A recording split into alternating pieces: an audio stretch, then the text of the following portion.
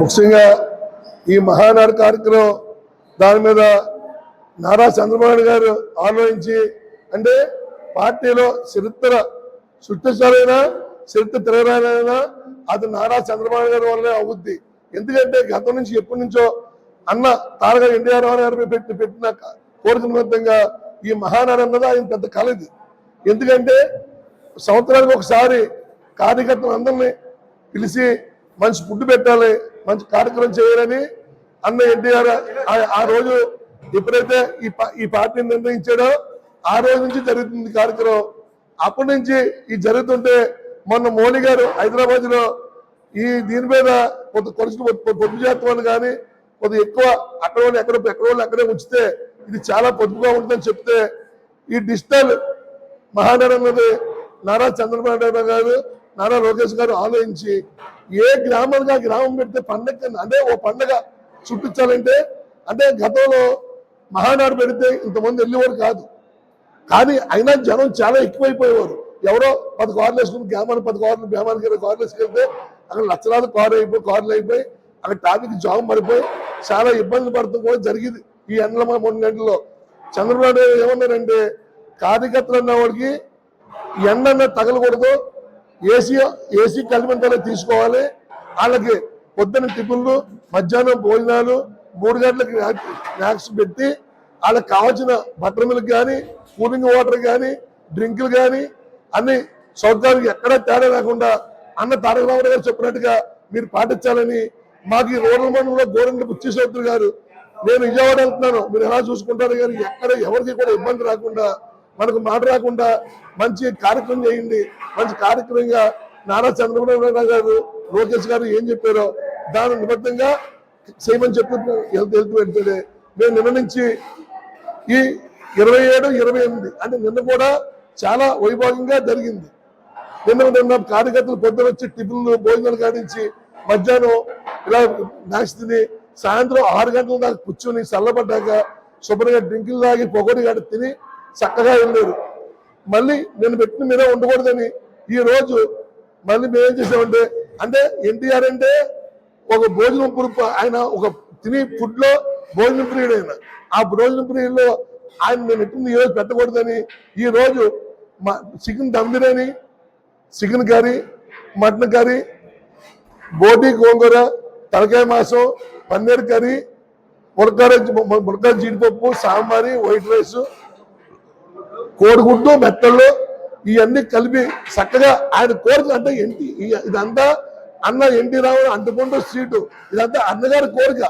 ఆయన భోజనం పెట్టి గారికి అదే భోజనం పెట్టాలని ఈ భోజనం చక్కగా ఈ 2000 మందికి మా పాలమూరు పంచాయతీలో చాలా ఘనంగా మేము ఈ కార్యక్రమం చేసుకుని వెళ్ళాం. అదే మరి గోవింద బుచ్చిశౌత్రి గారు చెప్పిన కార్యక్రమం ఎక్కడా తగ్గకుండా ఆయన చెప్పిన మాట ఎక్కడా ఆయనకి ఇబ్బంది రాకుండా మేము చాలా జాగ్రత్తగా పొద్దున్న నుంచి 6 గంటల కాడ నుంచి ఎన్టీఆర్ ఇక్కడ దండేసి కాడ నుంచి ఇప్పుడు దాకా కూడా చక్కగా మీరు చూస్తున్నారు కదా, మొత్తం మీడియా సోదరులు చూశారు 8,000 మంది వచ్చారు. కార్యక్రమం ఎలాగ వెళ్తుందో ఫుడ్ కూడా ఎలాగుందో మీడియా మిత్రులు కూడా ఒకసారి చూడబోతున్నాం. ఎందుకంటే వాళ్ళు గవ వచ్చి మమ్మల్ని తీసుకెళ్ళిపోతారు, కానీ మేము బతిమాలం ఒకసారి చూడండి, మీరు కూడా ఒకసారి భోజనం చేశారు, మీరు పెట్టిన భోజనం నిజంగా బాగుందా బాగలేదా ఆ కార్యక్రమం ఎలాగని చెప్పించాం. అదే కాకుండా ఈ రోజు తీర్మానంలో అన్న ఎన్టీఆర్కి భారతరత్నం అని మొత్తం అంతా కోరారు, అక్కడ తీర్మానం చేశారు. మేము కూడా కోల్మూరు పంచాయతీ నుంచి మేము వచ్చిన కార్యకర్తలు అందరూ కలిపి నాయకులు కార్యకర్తలు కలిపి దీన్ని జీవంతం చేయాలని అన్న ఎన్టీఆర్కి భారతరత్నం ఇవ్వాలని మా కోరిక కూడా మేము కూడా అదే తీర్మానం చేసాం. అదే దాని కార్యక్రమం ముందుకెళ్తూ ఈ రోజు సక్రమంగా 6 గంటల దాకా పొద్దున్నే భోజనం ఇప్పుడు భోజనాలు జరుగుతున్నాయి, సాయంత్రం మళ్ళీ మ్యాక్స్ పెట్టి 6 గంటలకి చంద్రబాబు గారు ముగించిన తర్వాత మేము కూడా ముగించి ఈ కార్యక్రమం చేయబడం చేసి పోరాటం చెప్పి ప్రజలను కోరుకుంటూ కార్యకర్తలు ఇట్లు కోరుకుంటాం. ఈ గవర్నమెంట్ వచ్చి 2 ఏళ్ళు అయింది. ఈ 2 సంవత్సరాల్లో అంటే గతంలో జనం చాలా బాధపడ్డారు. ఎందుకు బాధపడ్డారంటే ఒక వాటర్ సౌకర్యం కానీ ఒక రోడ్డు సౌకర్యం కానీ మనకు జరిగిన కాలువలు కానీ పంచాయతీల్లో కానీ ఎక్కడ సచివాలయం పెట్టి చాలా ఇబ్బంది పెట్టాడు. ఈ సచివాలయం కూడా మాకు చాలా ఇబ్బంది జరిగిపోతాం, ఎక్కడ ఏ వరకు చదవకపోతాం. ఈ అన్న ఎన్టీఆర్ పెట్టిన విధంగా నారా చంద్రబాబు నాయుడు గారు నారా లోకేష్ గారు ఆలోచించి ఈ వైజాగ్ లో గూగుల్ అన్నది అదొక మరో చరిత్ర. అంటే గూగుల్ అన్నది అది మామూలు చరిత్ర కాదు. రేపు పొద్దున్న ఇవాళ రాయమండ్రిలో పుష్పాల కోసం ఇవాళ చాలా భారీ ఎత్తుని మన రాయమండ్రి చుట్టుపక్కల ఉన్న గ్రామాలన్నీ కూడా భారీ ఎత్తున బాగుపడాలి, భారీ ఎత్తున రోడ్లు వేయాలి. గోదావరి వాటర్ కూడా ప్రతి పంచాయతీకి గోదావరి వాటర్ ప్రతి ఓడికి పొద్దున్న సాయంత్రం ఇవ్వాలి అని ఈ సంవత్సరంలో అన్ని కార్యక్రమాలకి ఏది జంగకూడదు. రాయమండ్రి హైదరాబాద్ తీసుకొట్టుకు లేకుండా చెయ్యాలని నా కోరికతో ఆయన ముందుకెళ్తున్నారు. అదే తీర్మానం మళ్ళీ జరిగింది. మాకు పంచాయతీ రాయమండ్రి కార్పొరేషన్ లో వర్క్ చాలా భారీ ఎత్తున తోడైంది. మా ఎమ్మెల్యే గారు అప్పుడే 100 కోట్లతో వర్క్ చేసి చూపించాడు. మళ్ళీ ఇప్పుడు ప్రతి పంచాయతీలో మా కాన్వూరు పంచాయతీలో మళ్ళీ మొన్న లేటెస్ట్ గా మొన్న 20వ తారీఖు నాడు 12 కోట్లతో తాట్ చేశారు. ఇది దాంతో పాటు గోదావరి వాటర్ కొంత ఇబ్బందిగా ఉంది, సంవత్సరం వస్తుందని చెప్పి 50 లక్షలతో సొంపు కడుతున్నారు కదా. 2 నెలలు అయిపోవాలి, ప్రతి ఇంటికి గోదావరి వాటర్ ఉండాలి, ప్రతి ప్రజలు బాధపడదంటే జనం అందరూ మరో పండగ కింద నారా చంద్రబాబు గారు సీఎం అయిన తర్వాత మనకి ఇబ్బందులు అన్ని పోని ఈ పెన్షన్లు ఆయమంటే వస్తున్నాయి. 2000 పెన్షన్ 4000 అయింది, 4000 6000 అయింది, 15,000 అంటే దగ్గర 15-16 రకాల పెన్షన్లుగా కిడ్నీలు పోవడం కావచ్చు, ఇంకోరు కావచ్చు తెచ్చి ఇంటికాడ సగ్గేస్తున్నారు. 1వ తారీఖు నాడు పెన్షన్లు ఇస్తాం, ఆ పెన్షన్లు తీసుకుంటారు. రేషన్ కూడా చక్కని రేషన్ మంచి ఇచ్చిన బియ్యం అందరూ తిని బియ్యం ఇస్తున్నారు. ఆ కోరిక కూడా చాలా బాగుంది. మొన్న చంద్రబాబు గారు చెప్పారు. ఇంకా లాభం ఏంటంటే గతంలో జగన్మోహన్ రెడ్డి మోసానికి ఇళ్ల పట్టాలు ఇస్తానని ఒక తెల్లకాంతి ఇచ్చేసి మీ పట్టాలు ఇచ్చేయని చెప్పితే అక్కడ భూమి లేదు, ఆ పట్ట మీద నెంబర్ లేదు, ఏమీ లేదు. లేకపోతే మొన్న మా బుచ్చిచోటి గారు కూడా చంద్రబాబు గారి దగ్గర మాట్లాడాను. ఎవరికి వాళ్ళకే దగ్గరలో 2 సెంట్ల భూమి 3 సెంట్ల భూమి ఇప్పిస్తాను, మీరు కంగారు పడకండి, పుస్తకాలు వెళ్ళిన ప్రతి ఒక్కరికి కూడా ఆ సొంత ఇంటికి కూడా తీరుతామని చెప్పి ఆయన మాట్లాడటం జరిగింది. అదే మొన్న చంద్రబాబు నాయుడు కూడా అదే చెప్పారు. అందరికీ దగ్గర భూములు చూడండి, మంచి ల్యాండ్ చూడండి. అలాగే ఆవు భూములు కానీ మెట్ట భూములు కానీ ఎక్కడో కానారాన్ని పులిచేతలన్నీ ఇస్తున్నారు, కరెక్ట్ కాదు. ఏ ఏరియాకి ఆ ఏరియాలో మనం ఇది ఇవ్వాలి, ఆడ కోరిక తీర్చాలని చెప్పి చాలా భారీ ఎత్తున రాజధాని అవ్వచ్చు, పోలవరం అవ్వచ్చు, ఇవన్నీ కూడా చాలా వైభాగంగా జరుగుతున్నాయి. మనకి అన్నిటి మీద వైజాగ్లో భూములు అన్నది అది చిన్న కార్యక్రమం కాదు. అదే కాకుండా ఇంకా చాలా పెట్టుబడులు ఈ బుల్లెట్ దూరంతో వచ్చి అన్ని కూడా చాలా భారీ ఎత్తున వస్తున్నాయి. మా డెవలప్మెంట్ కి ఈ 2 రోజుల నుంచి ప్రజల్లో చొందన ఈ ప్రజలందరూ కూడా చాలా అంటే మేము మహానాడు పెడితే గతంలో చూసేవారు కాదు.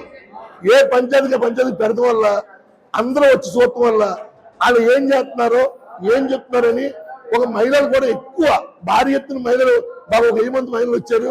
వీళ్ళందరూ సంతోషంగా ఎవరైనా మగవాళ్ళు పైకి తప్ప ఒక మహిళ కూడా పైకి లేకుండా చాలా చక్కరంగా ఏ కార్యక్రమం చెప్తున్నారో ఆ లైఫ్ ఏమవుతుందో ఈ డిజిటల్ మహానాడు అన్నది చాలా సక్సెస్ అయింది. మరి ఎప్పుడు కూడా ఇలా జరుపుకుంటేనే ఇది పండగ జరిగింది. ఒక చోట పెడితే ఇంతమంది చూడలేరు. ఇలా పెడితే వాళ్ళ డెవలప్మెంట్ ఎలాగైంది, ఏ ఊరికి ఆ ఊరు జాగ్రత్తగా చూస్తారని, ఏ ఊరికి ఆ ఊరు చేసిన అభివృద్ధి తెలుసుకుంటారు. అక్కడ మినిస్టర్లో సీఎం ఎలా చెప్తున్నారు అది నిజమా కాదని డైరెక్ట్ గా వాళ్ళే మీడియాలో చూడటం వల్ల వాళ్ళతో పాటు మాతో పాటు వాళ్ళు కలిసి చూసాం. అందరికీ అర్థమైంది ఇది చాలా బాగుందని సొంతం వచ్చింది. ఎప్పుడు కూడా ఇదే మహానాడుగా డిజిటల్ మహానాడు జరిగితేనే ప్రజలందరికీ న్యాయం జరిగింది, ప్రజలంతా సంతోషంగా ఉంటారు. ప్రతి గ్రామంలో పండుగ జరిగింది. అంటే మహానాడు అంటే అదే పెద్ద పండుగ.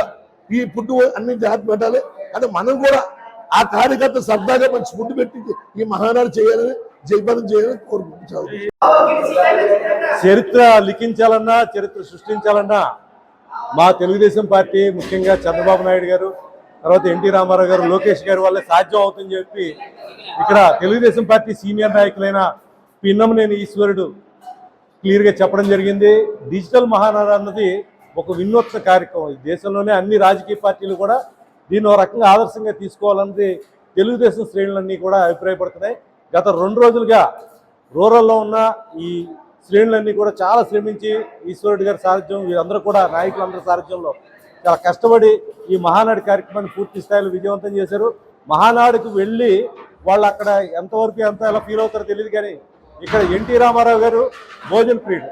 సో ఆయన భోజనానికి ఏదైతే ఇష్టపడతాడో అంతకు మించి ఆలోచించి వీళ్ళు ఇక్కడ ఏర్పాట్లు చేయడం జరిగింది. ప్రత్యేకించి రాజమండ్రి రూరల్ ఎమ్మెల్యే గోరంట్ల బుచ్చ చౌదరి గారు ఈశ్వరుడు గారికి భోజనాల విషయంలో క్లియర్ కట్గా కొన్ని ఆదేశాలు ఇవ్వడం జరిగింది. ఆ ఆదేశాల ప్రకారం ఆయన అన్ని రకాల ఆహార పదార్థాలని ఇక్కడ కార్యకర్తలకి అందించడం అనేది విశేషం. ముఖ్యంగా రాజమండ్రి రూరల్లో ఇప్పటి వరకు 100 కోట్ల రూపాయల అభివృద్ధిని చేశారంటే కనుక తెలుగుదేశం పార్టీ ఏ స్థాయిలో ప్రజల పట్ల తమ అంకిత భావాన్ని చూపిస్తుంది, కార్యకర్తల పట్ల తమ అంకిత భావాన్ని చూపిస్తుంది అన్నది తేటతెల్లవుతుందని చెప్తున్నారు. వీళ్ళందరికీ కూడా మహానాడు శుభాకాంక్షలు. అదేవిధంగా ఎన్టీ రామారావు జయంతి సందర్భంగా రాజమండ్రి రూరల్లో ఉన్న తెలుగుదేశం శ్రేణులందరికీ ఈస్ట్ న్యూస్ కూడా శుభాకాంక్షలు తెలియజేస్తూ Ramanarayana. Thank you very much sir.